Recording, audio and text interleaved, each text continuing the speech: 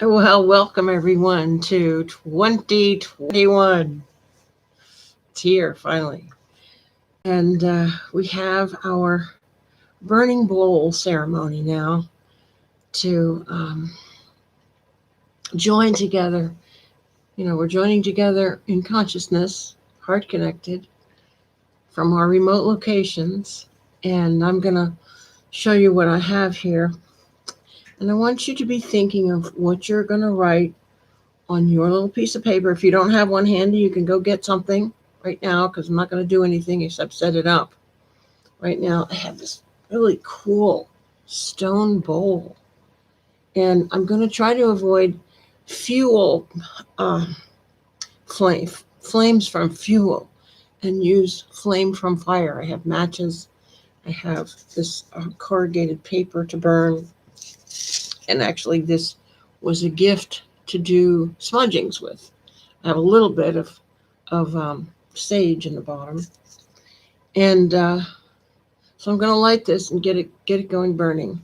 While you think of what you want to write on your paper to release, and I want you to think about not outer conditions, but inner habits, default modes of reacting that you want to stop, that you want to let go of. And default modes of thinking about yourself that are limited and less than the Christ. That's the kind of thing we want to drop into the flame of renunciation right now. Okay, so I'm going to start this fire.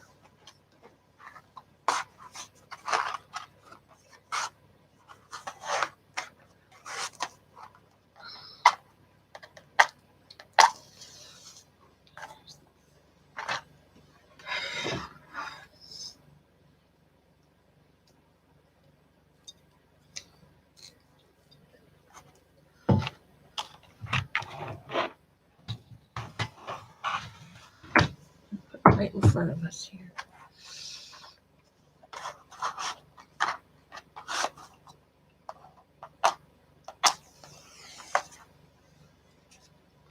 Don't worry, I have a big fire extinguisher sitting right here by the desk. Maybe I'll use a lighter because these matches just keep burning right out. Here.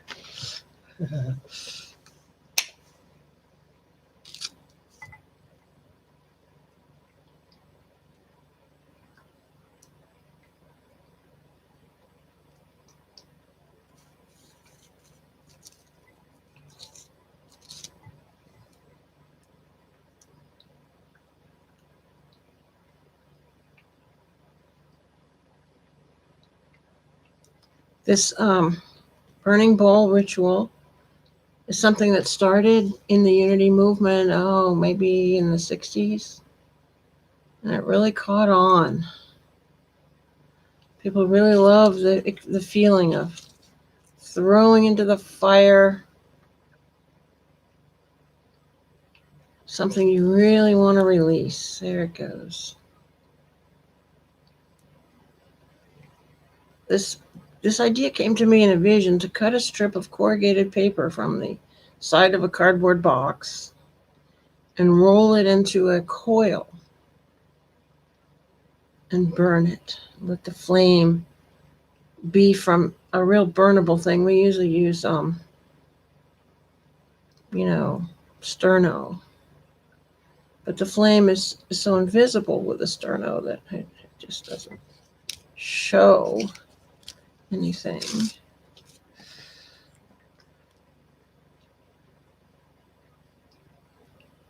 See the smoke coming up?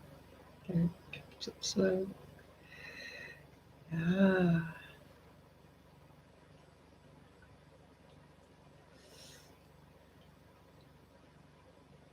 Okay.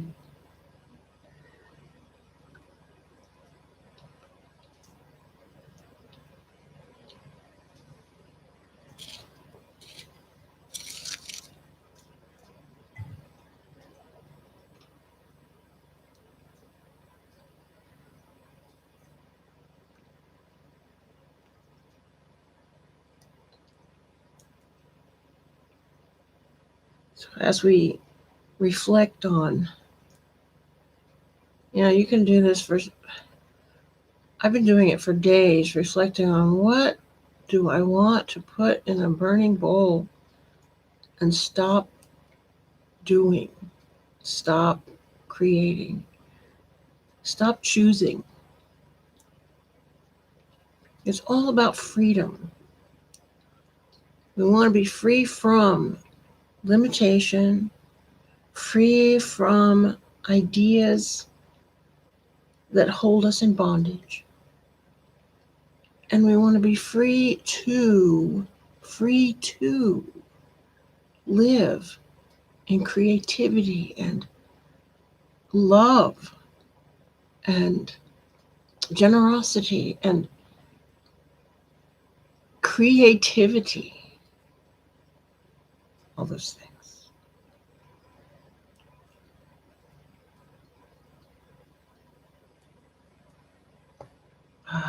It's just about to really ignite.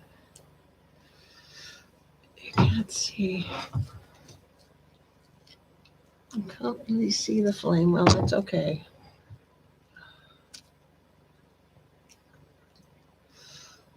Oh, it's starting to really catch.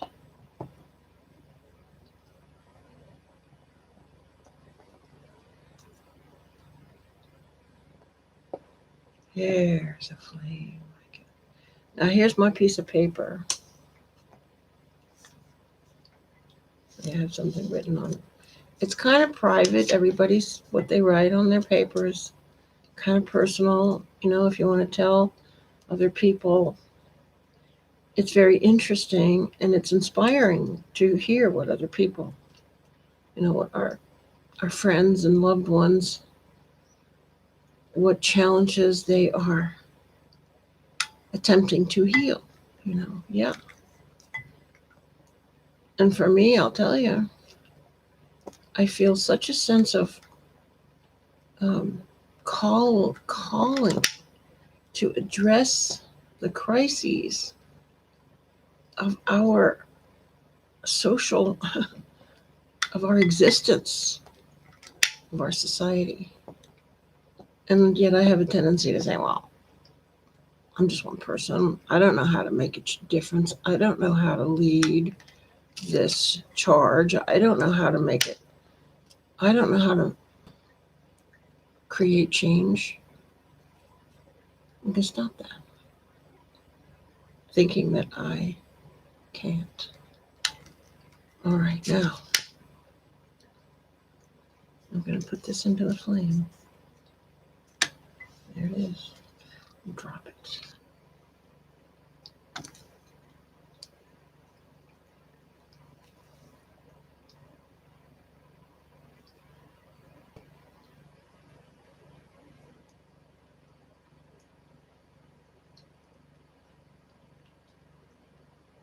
It's consumed. It's consumed.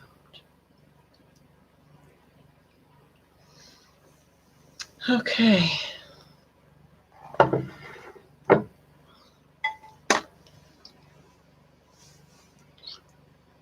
So it leads us right into the topic, which is something I hope to carry throughout the year, shifting gears. Because we have just now lightened ourselves, unimpeded ourselves from being unable to shift gears so that we can step into, a new gear ratio, a new way of functioning. I want to say at a higher gear, at a higher level, at a level of the whole. We are one whole system, both in the manifest realm, our human bodies, our society is part of a whole system that is intimately integrated with all the ecosystems of the earth. We are part of this. And as we become more and more conscious, we become more able to be responsible,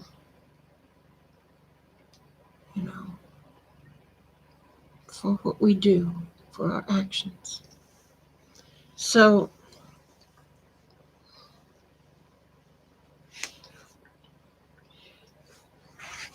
I'm asking, where are people finding their spirituality in the time of crisis that we're in?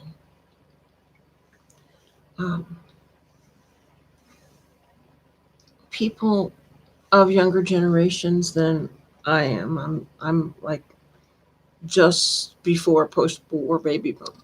The boomers and and each group after them, I forget what they're all called, are finding spirituality outside of church more and more. And what is it that calls them to spirituality?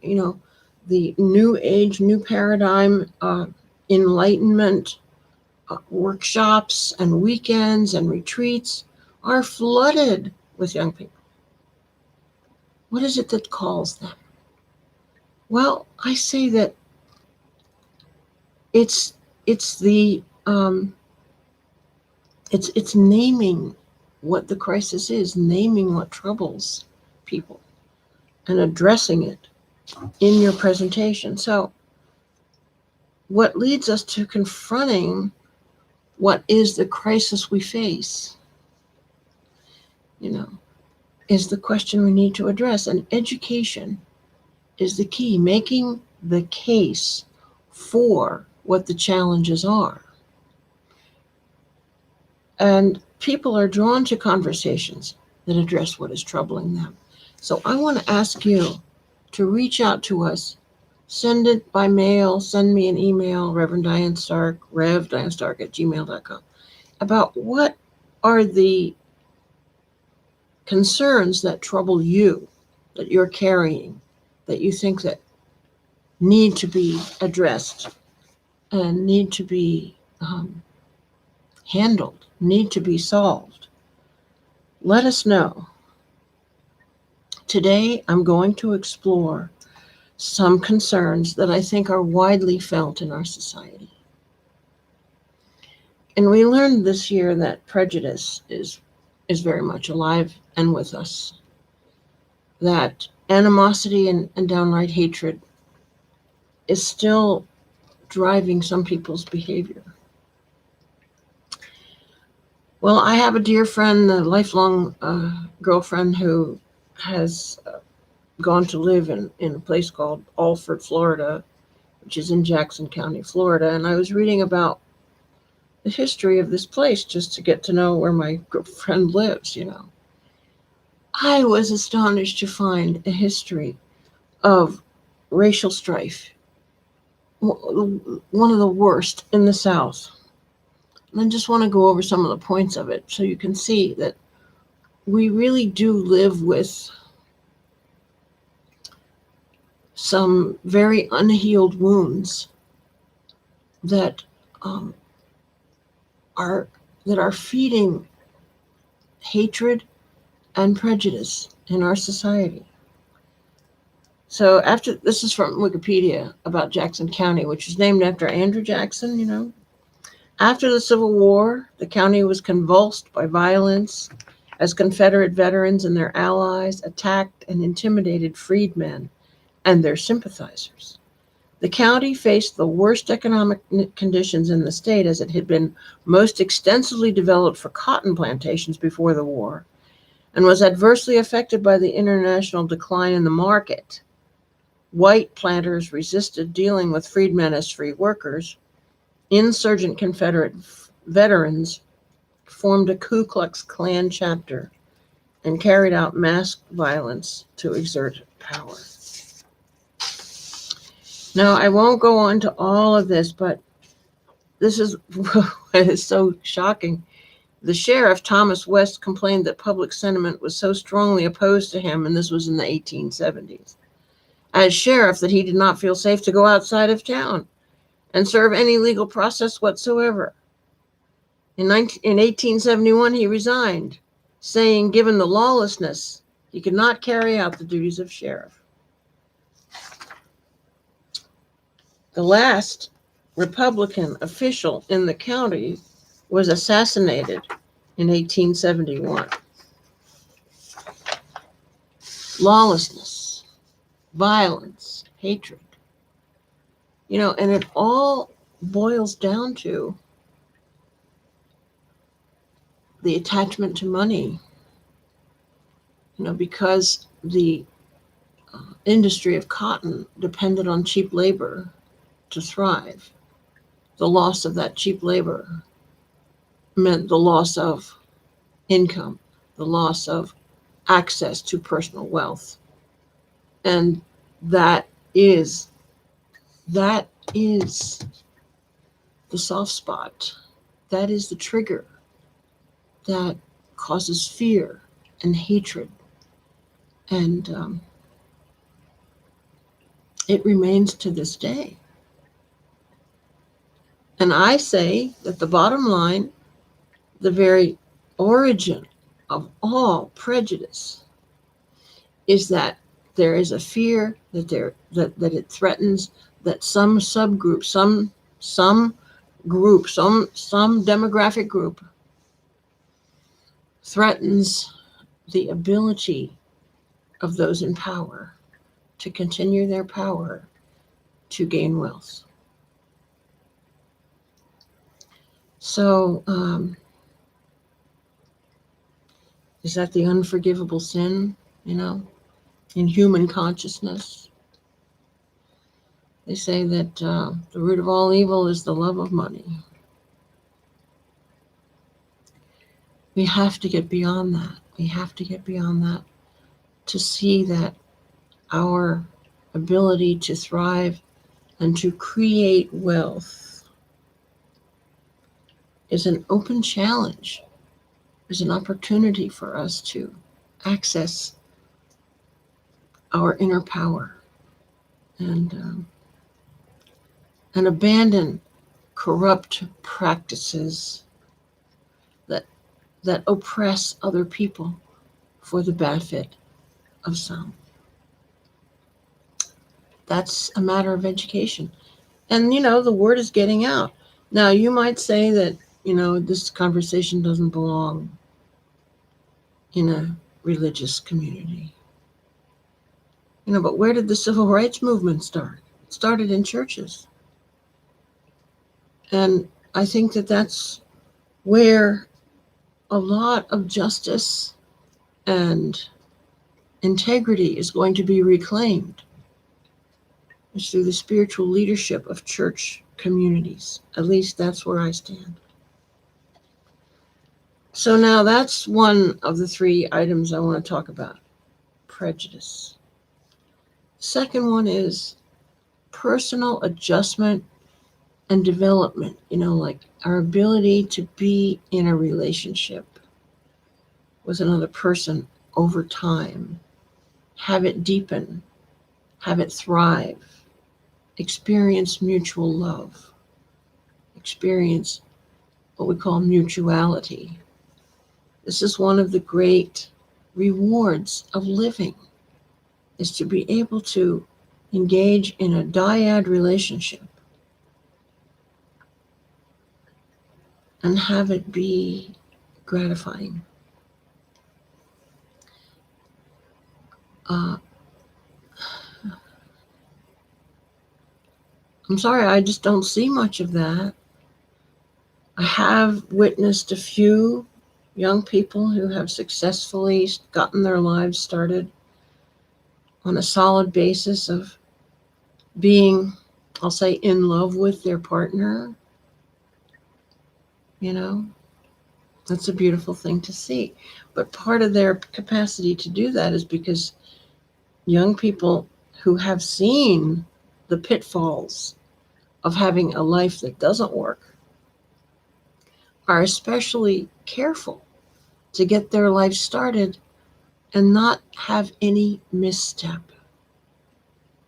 I have witnessed this with a few young people, and it is encouraging to know, but every Everyone should have this motivation and education and information and skill. The competence and skill to conduct oneself in an intimate relationship, I think, is more important than any education of physics or algebra or anything in school.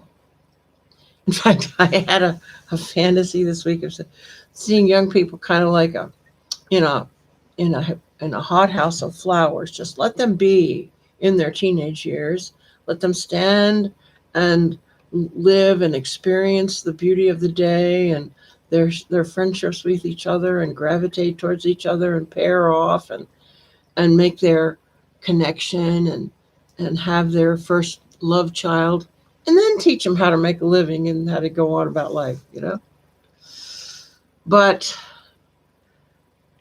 how do we access this information about um, what relationships require of us?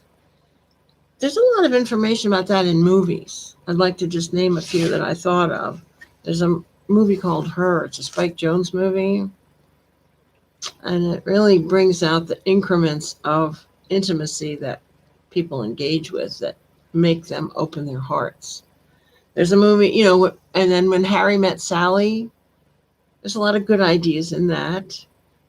And recently, the movie that came out, Marriage Story, with starring Scarlett Johansson,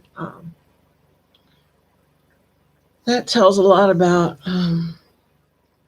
how things go wrong and how it's, well, I mean, if you look at it through the eyes of, how people need to feel their own personal sovereignty and not be controlled or control, it's all in there. Marriage Story.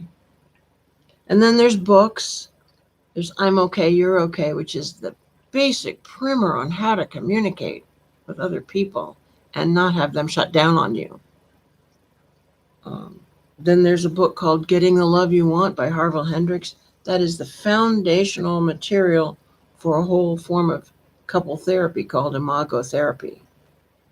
And it's a game changer. And then I say everyone should read The Art of Loving by Eric Fromm, perhaps one of the greatest minds of the 20th century.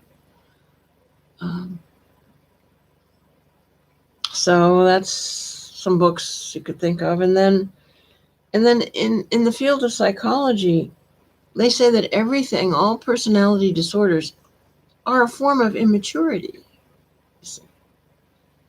A form, and also it's been said that all personality disorders and maladjustments are a form of post-traumatic stress disorder, a form of narcissism, and also a form of being self-absorbed, all those things. But there's a song by Amy Grant called That's What Love Is For. I don't believe people are frozen in those states.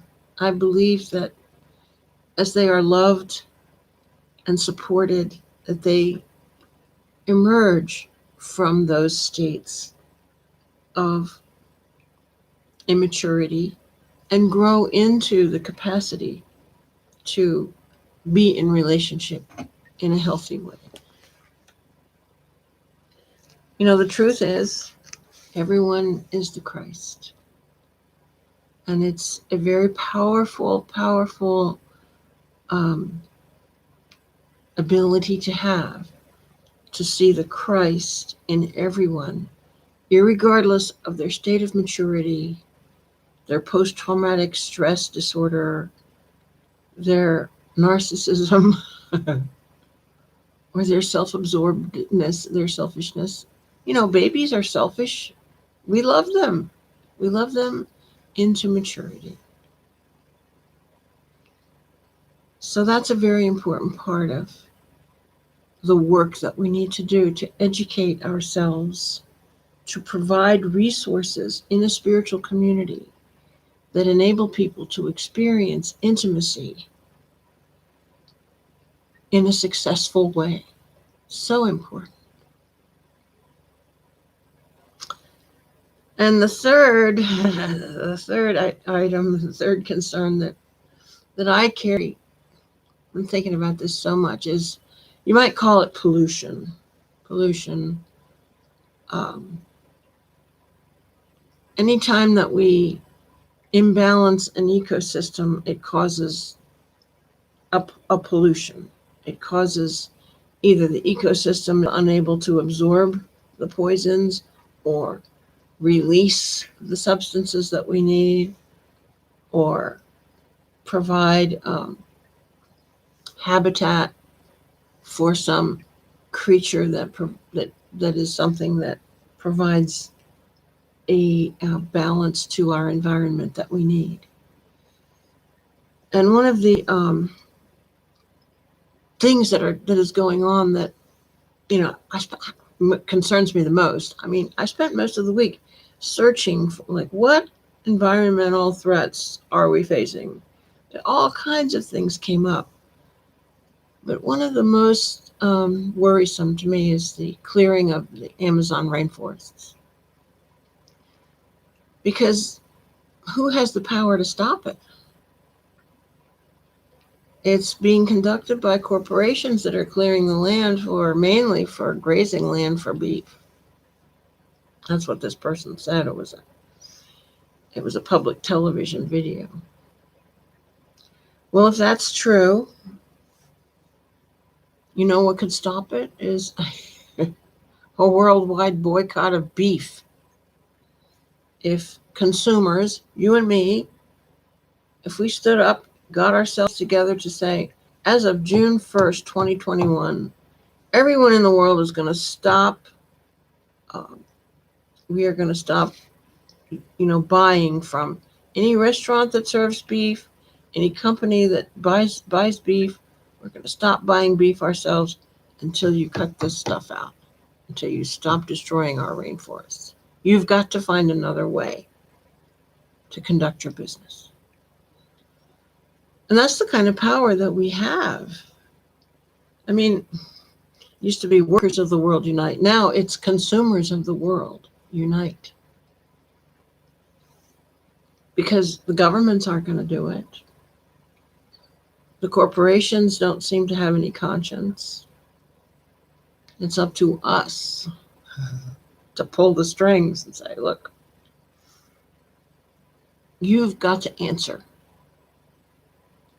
for what you're doing to our earth, to cause imbalance, to cause disease to the earth. We've got to understand that we're all part of one system, and it's a closed system.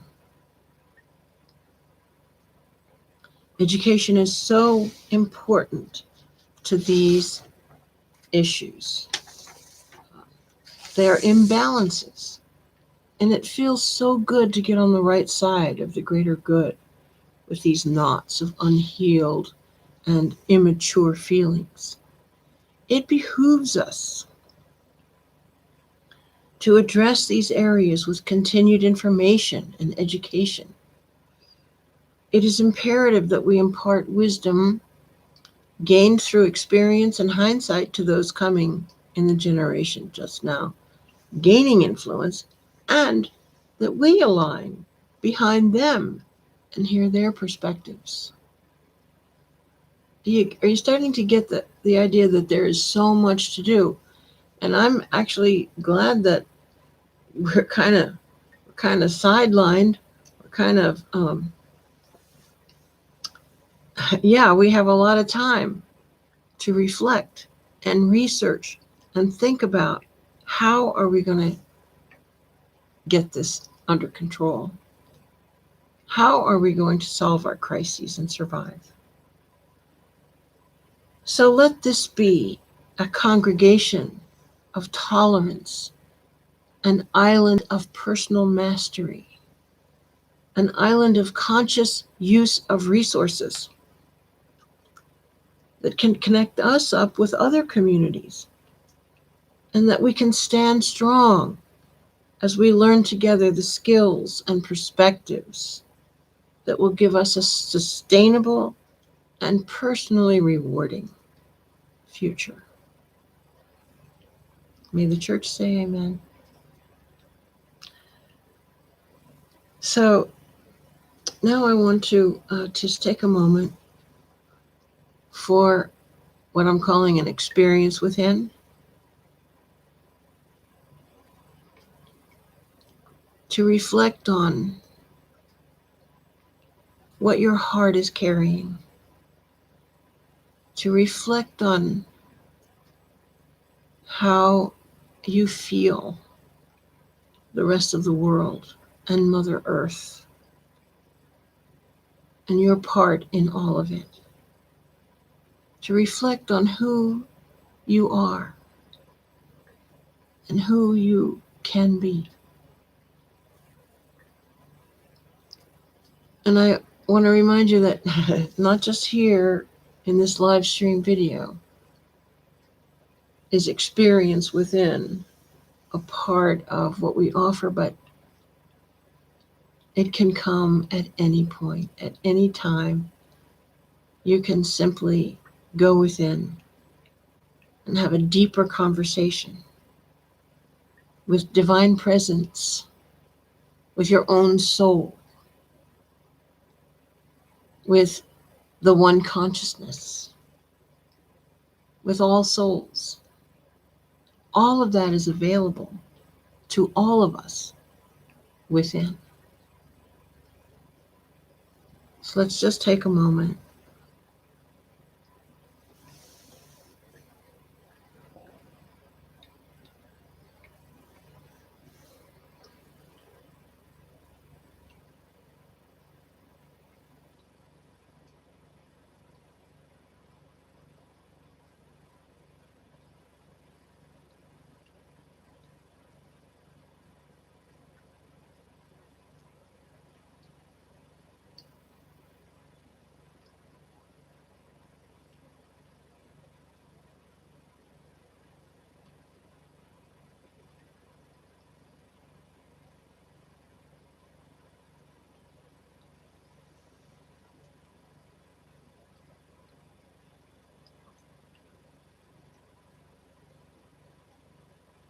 You know, the motto of our church is into the future, hand in hand.